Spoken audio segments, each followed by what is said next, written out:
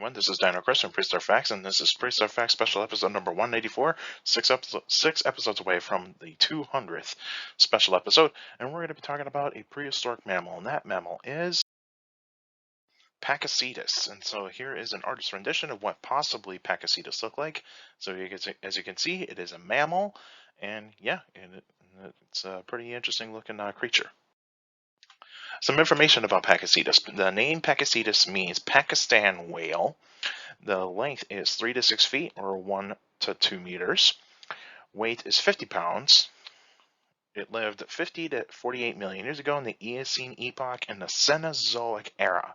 And so yeah, it's in the Cenozoic. We're in the Cenozoic right now. And so this animal lived 50 to 48 million years ago in the Eocene epoch.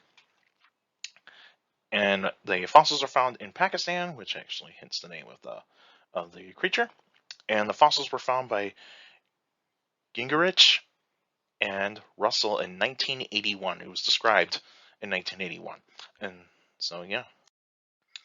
And now we actually have here is a map of Asia. And so I'll highlight where Pakistan is. And so, show you where Pakistan is. It's this country that is right around here. So if I actually get that right there, yeah. So it's this country that is actually kind of bordering India and Afghanistan, and so yeah, it is right around there.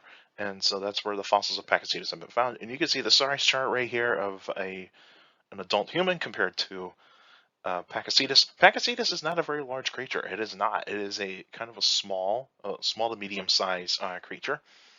And here's a skeleton of Pakicetus. There are complete specimens that have been found in Pakistan. And so, yeah, there is plenty of skeletons that are found. And this one is from a museum in Canada. I think it's the Royal Ontario Museum. And so here more information about Pakicetus. It is part of the Cetacea family. And so it is part of the group that includes whales, porpoises, some hippos and that sort of stuff. And so yeah, this is actually part of that whale group. And Pakicetus is an ancestor of whales and hippos, and as you can see on that fourth point right there. This animal is semi-aquatic, and I should point out this is an artiodactyl. This is an artiodactyl, an even-hooved animal. So this is an even-hooved mammal. And so this actually has, like, say, 2 to 4. In this case, this animal has 4. It has 4 toes in each foot. And so Pakicetus is semi-aquatic, has hooved toes, possibly have some webbing in between too, because if it is semi-aquatic, it is definitely going to be able to swim. Like I said, it's related to hippos and whales, and it is a carnivore. And if you actually looked at the skull of Pakicetus, it's got some pretty big teeth. Pakicetus kind of does almost look like a dog, but it's not related to dogs. It is not related to dogs. It is related to hippos and whales. And so let's actually keep going. The environment and where Pakicetus lived, it was warm and humid. There would have been plenty of trees, ferns, cycads, and flowers. No grass yet. And so grass did actually start happening probably around, say, 5 to 10 million years after Pakicetus was around. And then you got some rivers, lakes, and ponds. Pakicetus would actually be living in those types of areas, and even possibly living in the shorelines of like a sea. And then there's plenty of animals that would have been around at that time too. So you got insects, amphibians, reptiles, birds, and mammals. And this is during the age of mammals, and we're still in the age of mammals. And so let's actually get down to the predators and prey. So some predators and prey. We actually have some prey that Pakicetus would have feasted on. It would have actually feasted on fish, amphibians, reptiles, and some small mammals, because it can be semi-aquatic, and so it can go after animals that are living on land, but it's more likely going to be feasting on animals that lived in the water. So mostly fish and some amphibians. The reptiles that probably would eat would probably be like snakes, some lizards, maybe some turtles. And the small mammals, it would just have to be anything that would actually be able to fit in its mouth. and so on. But the predator that it probably would have had were crocodiles. Crocodiles would have been a bit, big competition for Pakicetus, and Pakicetus probably would not defend itself very well against crocodiles. And so some of the crocodiles that probably would have lived around that time probably would have been over 20 feet long. And so you actually do get those like saltwater crocodile type of crocodiles. And so, and they're not like what I mean by that is that they're going to be nearly this. They're going to be the same size or a bit longer than saltwater crocodiles. And so, yeah, those would have been that would have been the main predator of Pakicetus. There probably were other predators around, like some big birds or other things, but yeah, that's what the predators and prey were. The extinction of Pakicetus would have been climate change. It would have just been climate. The rainforests were receding, and the Eocene rainforests were very common. They were very, very common.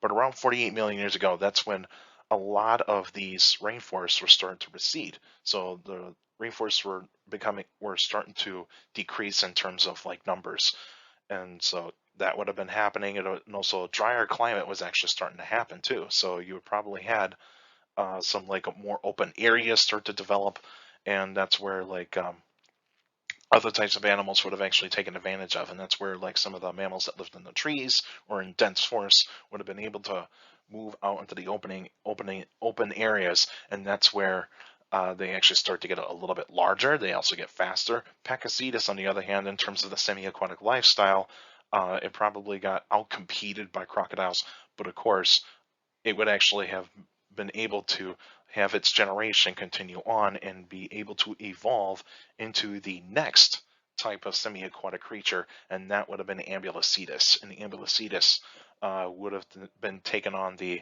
next realm of the semi-aquatic mammals. And so here's a map of what the middle Eocene would look like, and where Pakistan is, it would actually have to be right around here. And so yeah, that would have actually been where Pakistan actually is. You can see India is still not connected to Asia just yet. And so here's the legendary Tethys Sea that is in between Eurasia and Africa. And that's where you actually will probably be finding some Pakicetus. Pakicetus would have actually been around that kind of time, right around that white circle right there. And so, yeah, that's where Pakicetus actually lived in. So the next episode will be September 8th, 2022, and that'll be a Q&A episode. So if you got any questions about dinosaurs and other prehistoric life, feel free to email me at dinochrist71@gmail.com. Also go to my Facebook page, Prehistoric Facts with Dinochrist. Like the page, you actually post your questions in the comment section. Please put them in the comment section. Don't put them on Messenger. Messenger is for private conversations. So remember, put your questions in the comment section. And you YouTubers out there, like the videos and also share the videos, and also share the channel to anybody that is interested in dinosaurs and other prehistoric life, because that way it helps out the algorithm. And also subscribe to the channel according to my analytics. A lot of you guys that are checking out my channel and not subscribed yet, so please feel free to subscribe. That way you can get that way you can actually check out every single video that comes out weekly. And you can also stomp at the notification bell so that you get weekly updates of every video that comes out, and so on and so forth. And so, yeah, YouTubers, feel free to do that. And also for YouTubers out there, please feel free to put your questions in the comment section, because to read them all, your questions do mean a lot in the Q&A episodes, and you guys have been awesome giving me some great questions on the Q&A episodes that I do, and they're awesome. You guys are awesome. And make sure you keep your questions short and to the point. You can also follow me on Instagram at dino.chris.pf. I post pretty cool stuff on there. You can also follow me on Twitter at CSGRAL. It's my Twitter page. I post pretty cool stuff on there as well. Also, take care of people around you, and also for younger people out there, to make sure to listen to parents and teachers and the guardians. It's the best motivation you could have for good education. It's very important to have good educators with a good education, and get a good job in the future. And hopefully that you guys that have started the school year right now, please make sure you do those things. Make sure you respect your teachers, and also if you do need to ask for help for anything, don't be afraid to ask for help, because that is very important. If you got questions, feel free to ask them. It's okay to ask for questions, and it's okay to ask for help. That is the most important thing. And just a little reminder for you guys, next week, since that it will be a Q&A episode, after that I will be taking a couple weeks off from the channel, so that way I can actually decompress a little bit, because we all know that burnout is a real thing, and so making these videos is a lot of work. And so there won't be any episodes after the Q&A episode next week. So So I'll have 2 weeks off from making episodes, and there won't be an extra episode this month either. So the extra episode will happen in October, and so yeah, and I'll let you guys know what that episode's going to be probably at the end of the month, and end of this month. And so I just want to let you guys know that, so that way, if you don't get any notifications after September 8th, don't be frightened about don't be afraid of that. Don't be afraid of anything. I'm not canceling the channel. I'm not uh, like doing anything like that. I'm just taking a couple weeks off, so that way you guys know, and hopefully you guys understand that, and so on. So and I thank you for keeping the support, and you guys mean a lot, keeping my channel up and going, and you guys are awesome. That's it for now, and I'll see you guys next time.